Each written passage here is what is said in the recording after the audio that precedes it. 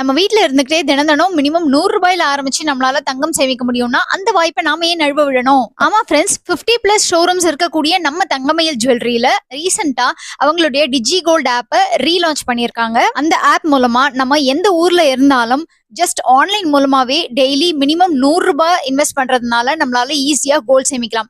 ஒரு நாளைக்கு ஒரு தடவை தான் இன்வெஸ்ட் பண்ணணும்னு அவசியம் இல்லைங்க. ஒரு நாளைக்கு பல தடவை, அதாவது மல்டிபிள் டைம்ஸ் இன்வெஸ்ட் பண்ணிக்கலாம்.